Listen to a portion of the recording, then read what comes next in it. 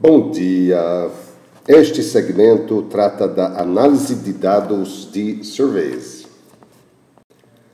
Aqui estão os 3 assuntos que vamos cobrir.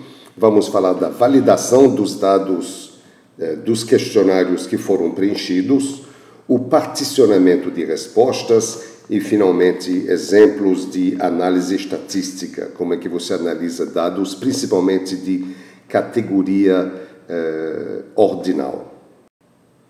Com respeito à validação de dados, você não pode simplesmente processar os dados que você recebeu. Você tem que dar uma olhada e verificar a consistência e a completude das respostas. Você tem uma política que diz o que você vai fazer com questionários inconsistentes, o que você vai fazer com questionários incompletos. Então, aqui estão alguns exemplos de políticas que você poderia usar. Se quase todos os respondentes responderam a todas as perguntas, então você pode ignorar questionários incompletos. Se quase todos ignoraram certas perguntas, talvez seja melhor retirar aquelas perguntas da análise, porque você tem poucos dados. Se os questionários rejeitados, os questionários rejeitados têm que ser investigados, da mesma forma que quando você não tem resposta, né? Para ver se você não tem um viés ou se você não tem um viés sendo introduzido, para ver se você não tem, de repente, a não representatividade mais das amostras que ficaram, dos questionários que ficaram. Se todos os questionários, menos os incompletos, forem usados, então você vai ter um tamanho de amostra para cada pergunta. Cada pergunta vai ter um tamanho de amostra diferente. Então, sua análise estatística tem que tomar em consideração não o número de questionários que você tem, mas o número de respostas que você tem para cada pergunta. Se você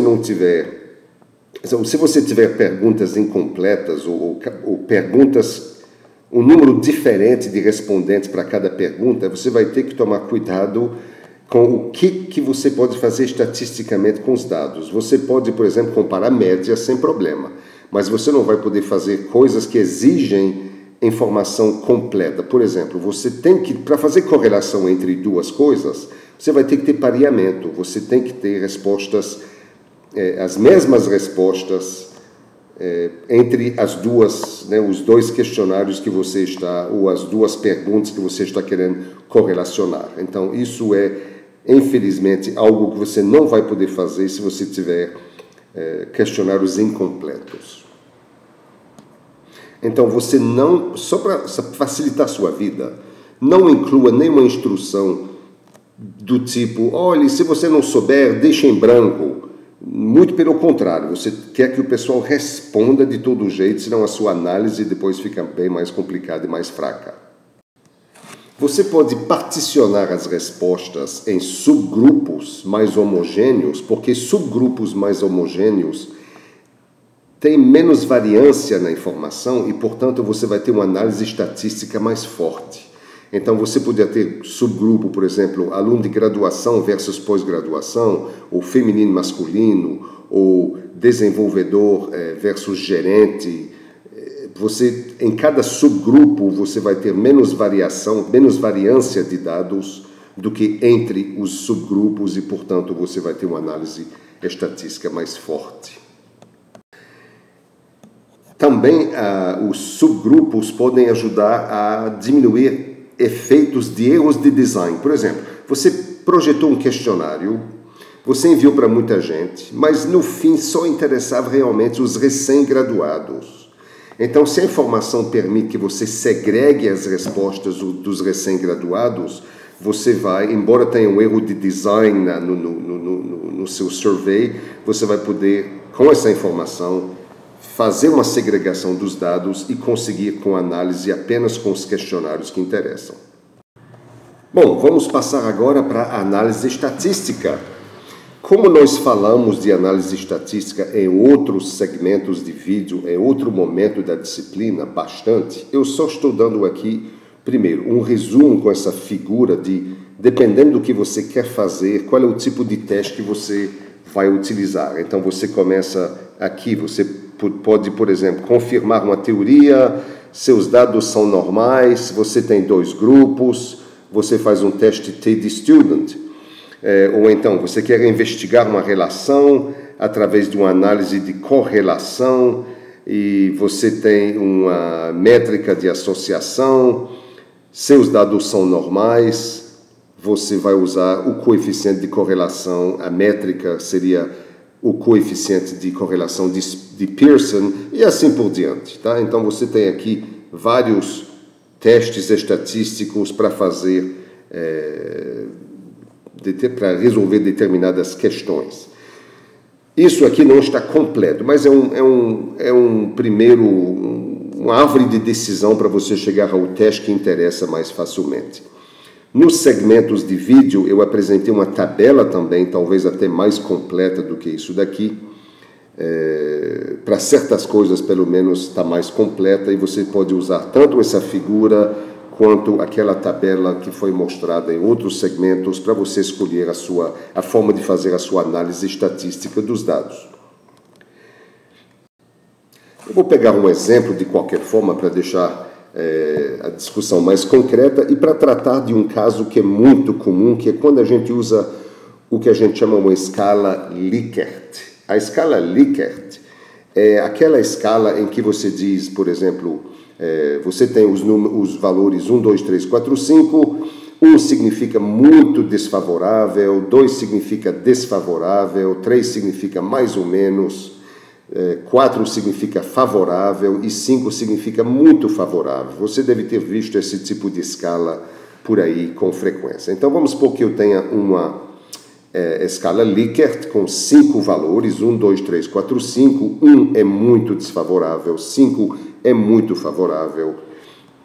E nós temos uma amostra de 15 pessoas. Dessas 15 pessoas, 2 responderam muito desfavorável, 4 responderam desfavorável, assim por diante, até 3 que responderam muito favorável. Nossa hipótese nula, é isso que eu quero testar. Vamos supor que minha hipótese nula seja a seguinte: a população é menos de 50% favorável ou muito favorável. Isso é o que eu quero testar. A população é menos de 50% favorável ou muito favorável. Eu vou ver como a gente pode analisar isso de 2 formas, usando um teste de mediana e usando um teste de proporção. Então, o que significa a população é menos de 50% favorável ou muito favorável? Favorável ou muito favorável, aqui temos 4 e 3, tá? Nós temos aqui 4 e 3, temos 7 de um total de 15, que, portanto, é menos do que 50%, mas isso é apenas na nossa amostra, certo? Isso é na nossa amostra. Na nossa amostra, eu tenho 7 entre 15 pessoas que são favoráveis ou muito favoráveis. Portanto, eu tenho menos de 50%. Mas para a população, para ter uma conclusão sobre a população, eu vou ter que fazer uma análise estatística. Então, a gente vai fazer uma análise de mediana e uma análise de proporção, um teste de proporção, e vamos chegar à mesma conclusão na realidade. Aqui está o teste de mediana. Primeiro, eu estou usando uma mediana e não a média, porque a média não deve ser usada nunca com uma escala ordinal. A escala ordinal eu não tenho como fazer a média entre muito favorável e favorável, né? A escala ordinal não permite fazer esse tipo de coisa, tem que usar mediana. Então, minha hipótese nula é a mesma que dizer a mediana é menor ou igual a 3. É isso que eu preciso testar. Eu vou usar um teste de Wilcoxon, você pode ver naquele diagrama que eu acabei de mostrar aqui.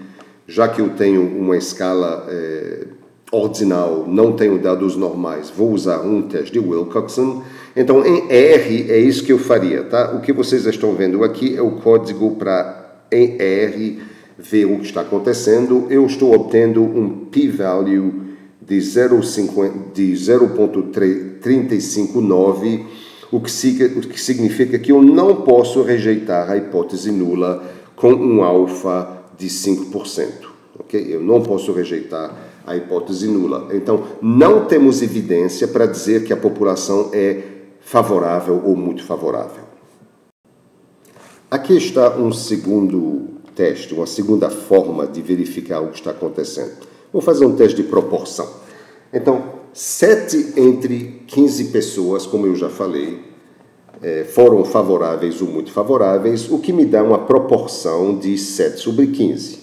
Mas, na realidade, isso é um valor para o qual eu posso colocar um intervalo de confiança. Né? É um valor aleatório. Se eu repetisse esse negócio, esse survey com outras pessoas, eu teria um valor diferente. Portanto, P é um valor aleatório, né? É uma variável randômica, e eu tenho, portanto, um intervalo de confiança que eu posso calcular para 95% de nível de confiança. E aqui está o cálculo do intervalo de confiança de proporções. Eu não vou explicar o que está acontecendo aqui, porque isso vem de informação que eu já apresentei em outros vídeos, mas o fato é que o intervalo de confiança que é calculado é de 0,2 a 0,72. Então, minha proporção P, ela pode estar entre 0,21 e 0,72, com 95% de confiança. Portanto, eu não... Aqui está errado, aqui deveria ter um não, né? Aqui deveria ter um não. Eu não posso rejeitar a minha hipótese nula, porque o 0,50, ele está aqui dentro. O 0,50 está dentro desse intervalo de confiança. E valores abaixo de 0,50 estão nesse intervalo de confiança. Então, eu não posso dizer que as pessoas estão 50% favoráveis ou muito favoráveis, porque eu tenho valores acima e abaixo de 50% no intervalo de confiança. Se meu intervalo de confiança fosse completamente acima de 0,50, eu poderia rejeitar a hipótese nula. Mas como 0,50 está incluído no intervalo de confiança, não posso rejeitar a hipótese nula, e eu tenho, portanto, a mesma conclusão do teste da mediana. Muito obrigado.